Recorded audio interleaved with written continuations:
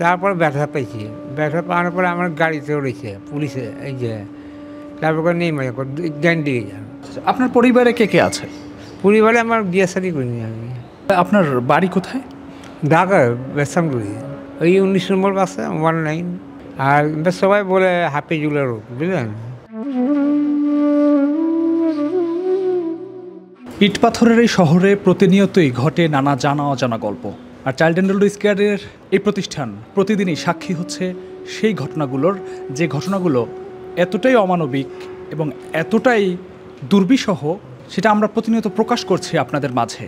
এই child and adult care, আপনাদেরকে ভিডিওর শুরুতে একটু বলে রাখি, এই প্রতিষ্ঠানে নতুন করে যোগ হচ্ছে অসংখ্য বৃদ্ধ বৃদ্ধা বাবা মায়েরা, যেটা আমরা কখনো প্রত্যাশা করি না যে একজন বৃদ্ধ মানুষ সে রাস্তায় পড়ে থাকবে এবং দুর্বিষহ অবস্থায় পড়ে থাকবে। একজন প্রবীণ মানুষ, একজন বয়োবৃদ্ধ লোক তার থাকার কথা তার পরিবারের কাছে, সন্ততিদের কাছে নিবিড় পরিচর্যায় যত্নে, সেই মানুষগুলো চলে আসছে রাস্তায়, হাতে পায়ে পচন নিয়ে পড়ে আছে। এটা খুবই হতাশাজনক এবং দুঃখজনক ঘটনা এবং অমানবিক। চাইল্ড অ্যান্ড এডাল্ট কেয়ারে আজকে যে বৃদ্ধ বাবাকে নিয়ে কথা বলবো, তার নাম নাসির উদ্দিন। আমাদের এখানে 26শে জুন 2025 তিনি উদ্ধার হয়ে এসেছেন। গুলশান বাড়িধারা এলাকায় তিনি ফুটপাতে একটি চায়ের দোকানের পাশে পড়েছিলেন অজ্ঞাত অবস্থায়। তার পায়ে ছিল পোকা, পচন এবং সে জায়গা থেকে বিচ্ছিরি ধরনের দুর্গন্ধ বের হচ্ছিল। সেখান থেকে কয়েকজন শুভাকাঙ্ক্ষী নিয়ে এসেছে, তার কাছ থেকেই শুনবো সে এখানে কেমন আছে, কি অবস্থাতে আছে। আঙ্কেল, আপনি কেমন আছেন? ভালোই। আপনার নাম কি? নাসির। আচ্ছা, আপনার পায়ে পোকা হয়েছিল কিভাবে? এটাই আমি দুষ্প্রয়োগ দিচ্ছিলাম। কি করেছিলেন? না, আমি চলাফেরা মানে হাঁটাফেরা করতেছিলাম, বুঝলেন, সোজা হাঁটতেছিলাম। হাঁটাচলা করতেছিলেন, এরপর কি কোনো দুর্ঘটনা হয়েছিল? না, তারপর ব্যথা পেয়েছি। ব্যথা পাওয়ার পরে আমার গাড়িতে উঠেছে পুলিশে, এই যে তারপর করে নেই মজা করে ড্যান দিকে যান। ওর ড্যান দিকে আবার ওই ব্রিজ আছে না, ব্রিজে মুড়ে দিয়ে আসলাম। আপনি আপনার পা কেটে গিয়েছিল বা ব্যথা পেয়েছি আমি। ব্যথা পেয়েছিলেন, এরপর পুলিশের গাড়িতে করে আপনাকে নিয়ে গেছিল। হ্যাঁ। আচ্ছা, সেখান থেকে আপনি আবার রাস্তায় কিভাবে চলে এসেছেন? না, আমার নামা দিচ্ছে, নামায় আমার করে ড্যান দিকে যান। তো ওই ড্যান দিকে যান আমার সেলুট দিছে ওই ড্যান হাত দিয়ে। তারপর আমি নেমে গেলাম, নেমে আবার হাইটে এসে পড়লাম। এরপরে যারা আপনাকে এখানে নিয়ে এসেছে দুর্বল, বুঝছেন, কম শক্তি আর কি অনেক। আপনি শারীরিকভাবে অনেকটা দুর্বল। আপনার বাড়ি কোথায়?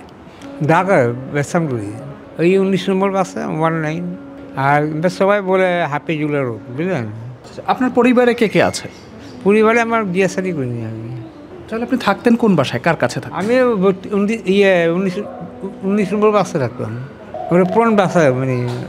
দর্শক, যদি আপনাদেরকে একটু বলি, এই বৃদ্ধ বাবা কিন্তু মানসিকভাবে একটু ভারসাম্যহীন, কারণ একজন মানুষ রাস্তায় পড়েছিল, তার পায়ে অবশ্য একদিন 2 দিনে তো পোকা হয়ে যায় না, অবশ্যই অসুস্থ অবস্থায় তিনি দীর্ঘদিন পড়েছিলেন। সেই জায়গা থেকে তার পায়ে ক্ষত হয়েছে, সেখানে পোকা বাসা বেঁধেছে এবং আমরা উদ্ধারের সময় তার পা থেকে পোকা অপসারণ করে সে এখন কিছুটা সুস্থ, কিন্তু মানসিকভাবে তিনি ভারসাম্যহীন।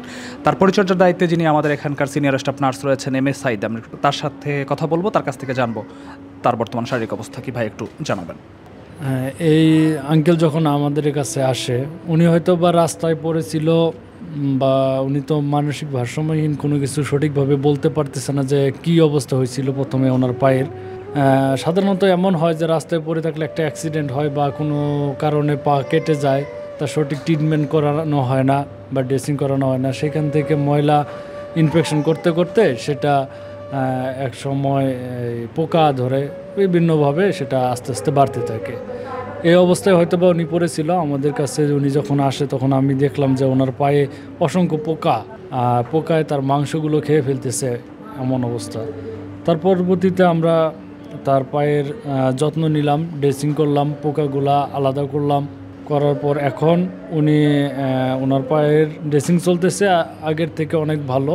তবে উনি মানসিক অবস্থা এখনও পরিপূর্ণভাবে সুস্থ না, মানে উনি কি বলে নিজেও জানে না, উল্টাপাল্টা কথা বলে, একটা কিছু জিজ্ঞাসা করলে সঠিকভাবে অ্যান্সার দিতে পারে না, মানে এক কথাই বারবার ঘুরাইতে থাকে আর কি, এই অবস্থা আর কি ওনার। দর্শক, শুনছিলাম তিনি মানসিকভাবে বেশ ভারসাম্যহীন অবস্থাতে আছেন।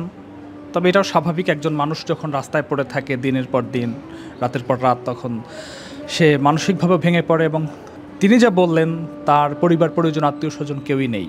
সর্বোপরি কথা একটাই, এই মানুষগুলো রাস্তায় চলে আসছে, তাদের আশ্রয় দিচ্ছে এই প্রতিষ্ঠান, এবং এই প্রতিষ্ঠান চলে কেবলমাত্র আপনাদের সহযোগিতায়। আপনারা আসবেন, এই মানুষদের পাশে দাঁড়াবেন এবং ভিডিওগুলো বেশি করে শেয়ার করবেন, যাতে এই অজ্ঞাত মানুষদের আত্মীয় স্বজন, কোনো শুভাকাঙ্ক্ষী যেন আমরা খুঁজে পাই এবং তারা যেন জীবনের বাকি সময়টা যেন ভালো থাকতে পারে, সুস্থ থাকতে পারে।